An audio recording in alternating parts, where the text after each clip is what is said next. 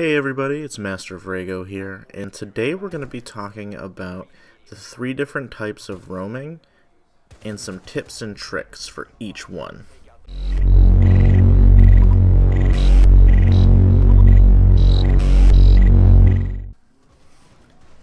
Roaming on defense in Rainbow Six Siege is one of the more important aspects that you can learn how to do. A successful roamer can really make the difference between winning or losing a round.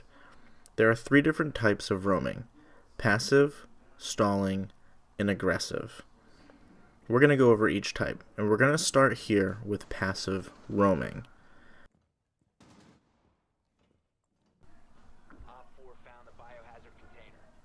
A passive roamer is usually going to start far away from the objective, listening to callouts from their team. The key is to have patience and wait for your team to call out that the attackers are pushing and where they are pushing from. Your job is to then quickly find the fastest, safest route to get behind the attackers and take down as many as you can. There are a few keys to getting a successful flank. If your team has good communication, you should have a basic understanding of where most of the attackers are and what to look out for on your way to flank. You should always have defenders on the objective to feed you information either directly or indirectly.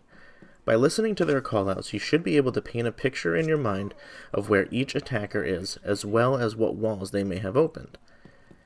And of course, it's important to know any unidentified operators. This is all essential knowledge that you can use to your benefit. The second thing you need is good map knowledge. In order to be any type of successful roamer on Rainbow Six Siege, you need map knowledge. You need to know the fastest route back to the objective, if you are called back, and the quickest way to flank when the time is right.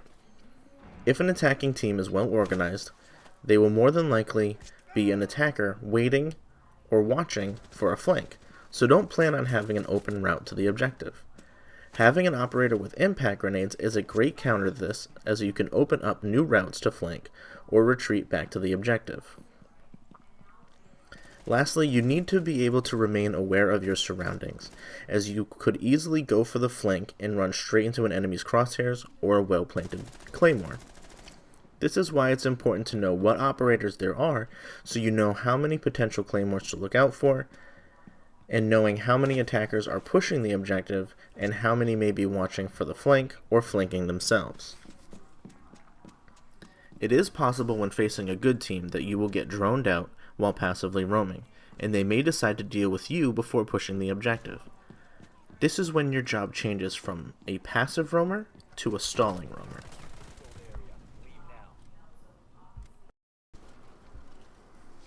As a stall roamer, your job is to waste as much time as possible by putting yourself in a strong position and staying alive by any means necessary.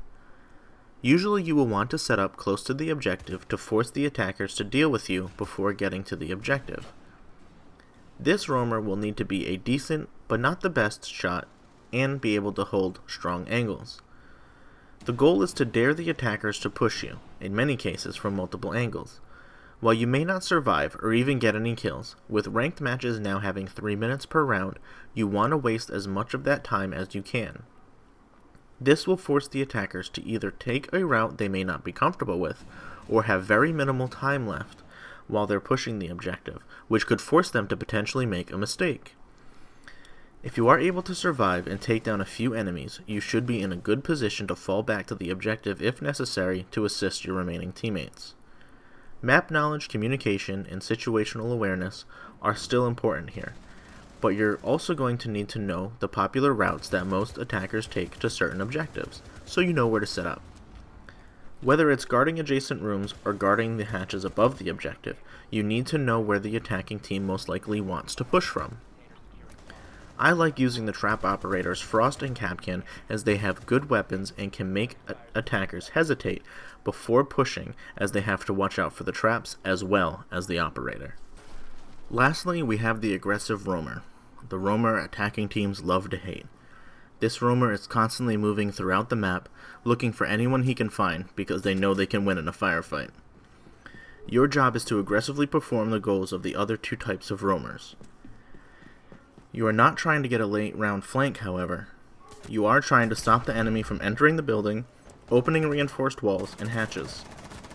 This can include spawn peeking, jumping outside to catch attackers unaware, or checking multiple common attacker routes for possible flanks. Your goal again is not to survive, but to take as many attackers down with you as you can.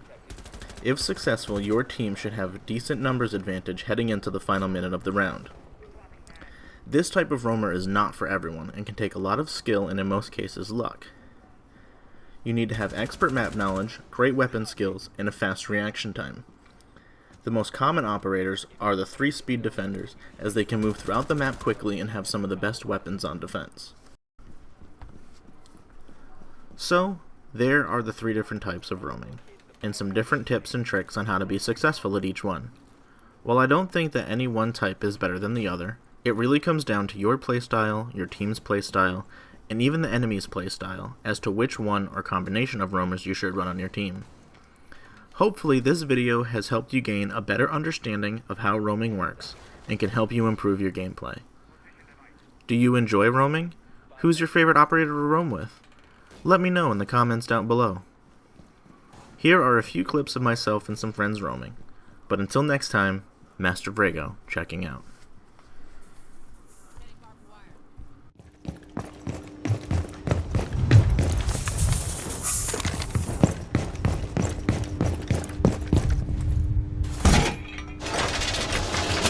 Bomb planted.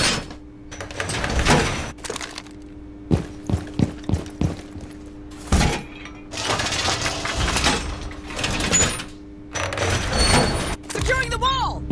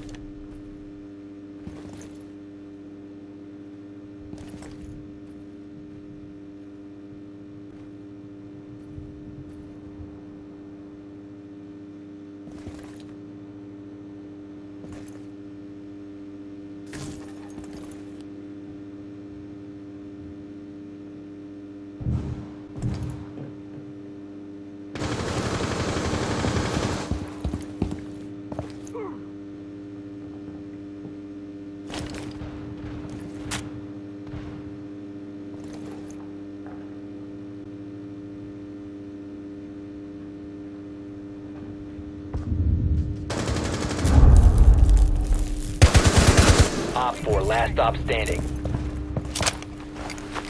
Babes in position. Laid a nest.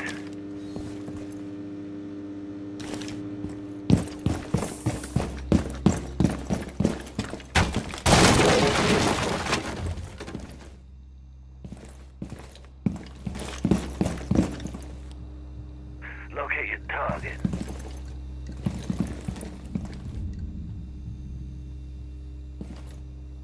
Enemy located.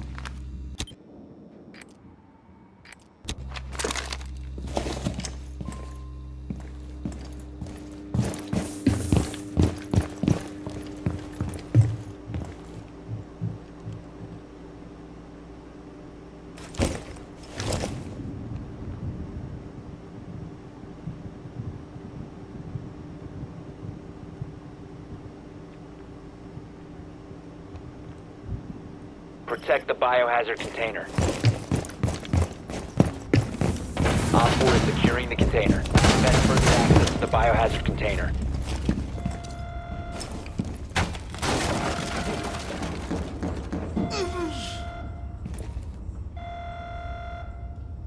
They've secure the container.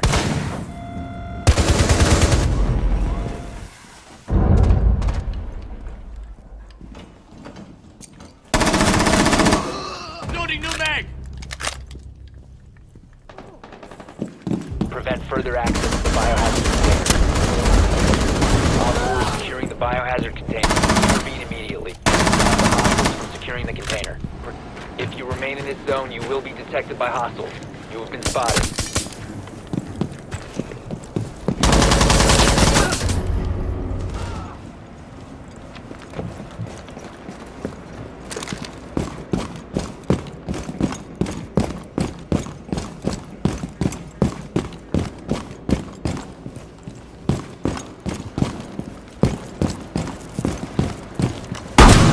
One on 4